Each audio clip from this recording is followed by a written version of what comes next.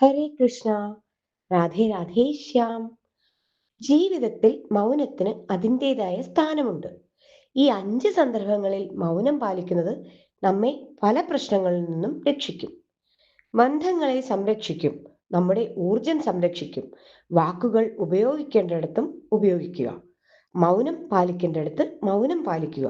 അതാണ് വിവേകത്തിന്റെയും ബുദ്ധിയുടെയും ലക്ഷണം. ഓർക്കുക, വാക്ക് വിവേകമുള്ളവന് ഒരു ആയുധമാണ്, വിവേകമില്ലാത്തവന് ഒരു ദുരന്തവും. എന്നാൽ മൗനം വിവേകമുള്ളവന്റെ ഏറ്റവും വലിയ കവചമാണ്. ഈ 5 സന്ദർഭങ്ങളിൽ നിങ്ങൾ മൗനം പാലിക്കാൻ പഠിച്ചാൽ ജീവിതത്തിലെ പകുതി പ്രശ്നങ്ങളും നിങ്ങൾക്ക് ഒഴിവാക്കാൻ കഴിയും.